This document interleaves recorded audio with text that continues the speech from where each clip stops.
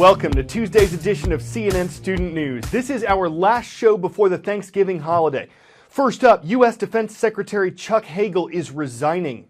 It's been the greatest privilege of my life, to lead, and most important, to serve with the men and women of the Defense Department and support their families.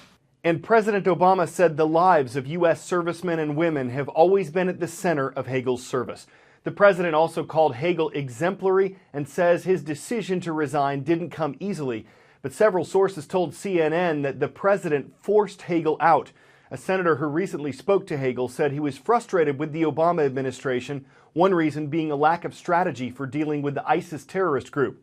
The White House said disagreement over Syria had nothing to do with Hagel's resignation. The defense secretary is a cabinet position. It oversees the U.S. military. Hagel will stay on until the next defense secretary is confirmed. That has to be done with the advice and consent of the Senate. The verdict from a grand jury in Ferguson, Missouri. 28-year-old police officer Darren Wilson will not be charged in the shooting death of 18-year-old Michael Brown. The grand jury's decision came about 3.5 months after Officer Wilson shot Brown, who was unarmed. There was a confrontation between them on August 9th. Some witnesses and those who supported Brown said he was trying to surrender when Officer Wilson shot him. Police and those who supported Wilson said Brown assaulted the officer and that Wilson fired in self-defense. The county prosecutor said that after a full and impartial examination of all of the evidence, which only the grand jury saw, it found no probable cause to charge Officer Wilson with wrongdoing. The verdict was not what many demonstrators wanted to hear. In the hours that followed, the protests turned violent. Stores were vandalized. Police cars were damaged or set on fire. Police were using tear gas and smoke bombs. Teachers, you can find the latest events from Ferguson at CNN.com. Let's start out west today in the Beehive state of Utah. We've got a request from Central Davis Junior High School. It's in the city of Layton, and it's where the Cubs are watching CNN Student News.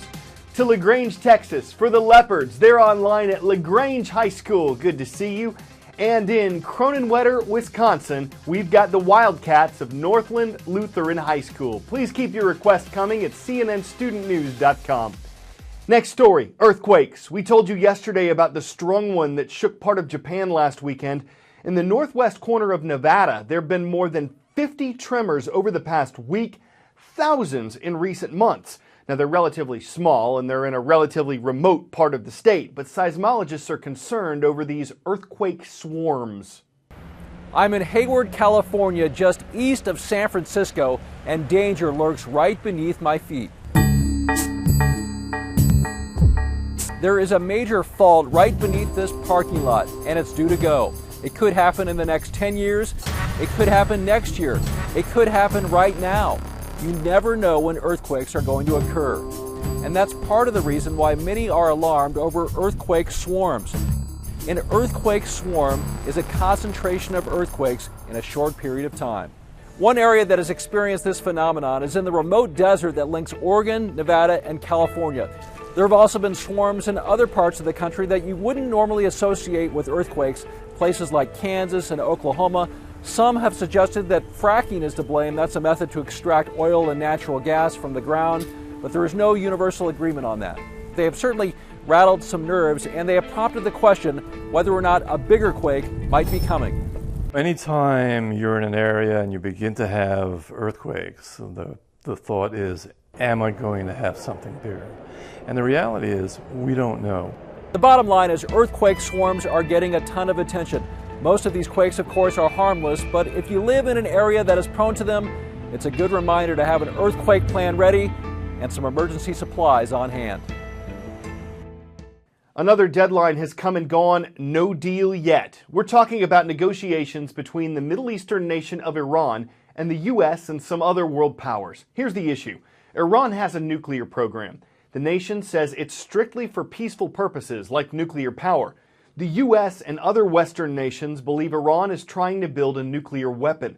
Direct negotiations over this issue have been going on for more than a year. They involve Iran on one side, and on the other, the 5 permanent members of the United Nations Security Council, plus Germany. Western nations have put economic sanctions, economic penalties on Iran over its nuclear program. Iran wants those lifted. Western countries want Iran's nuclear capability limited. A big sticking point? Who makes the first move? The deadline for a deal was supposed to be tonight. It's been extended to next March.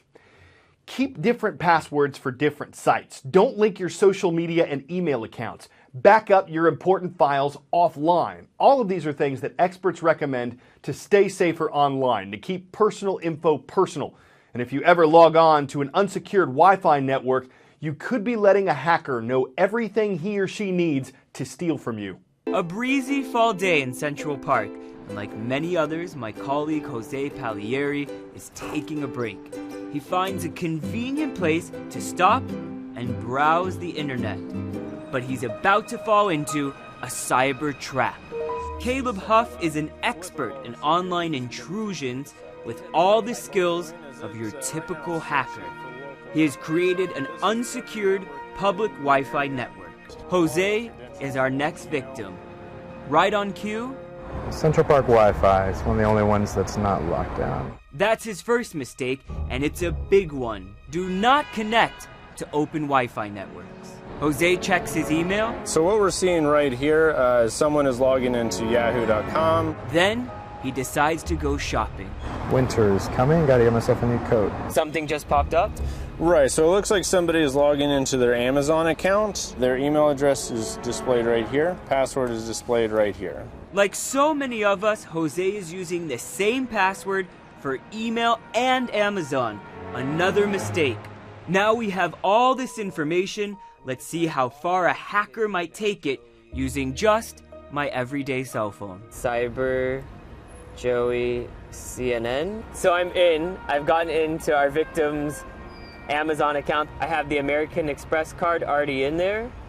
He saved it. There we go. I just made a purchase on his Amazon account. Jose will have no idea he's been hacked until he sees his bill. Caleb now has access to his email account, his Amazon account, and his credit card. For everyone involved, a walk in the park.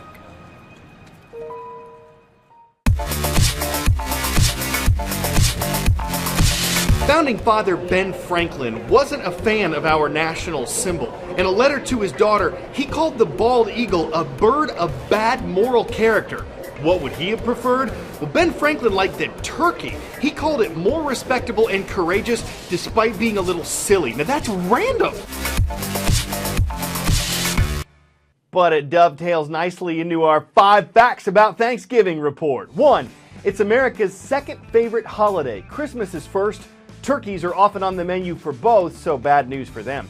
2. They probably weren't on the table at the first Thanksgiving. That more likely included geese, ducks, and deer. History ties into our third point. The first Thanksgiving was probably in 1621 when English colonists and Native Americans shared a harvest feast. 4. Thanksgiving wasn't an official holiday in the U.S. until the Civil War. On October 3, 1863, President Lincoln declared the national holiday. That was on a Thursday, and it stuck. 5. Thanksgiving traditionally kicks off the Christmas shopping season. President Franklin Roosevelt tried to move it to the third Thursday in November to extend that shopping season and stimulate the economy. Some states didn't like that, so in 1942, Thanksgiving was moved to its permanent home on the fourth Thursday in November. Now that we've set the table, it's time to dig in. This is how the pros do it. I don't mean your Uncle Ralphie. I mean competitive eaters like Joey Chestnut.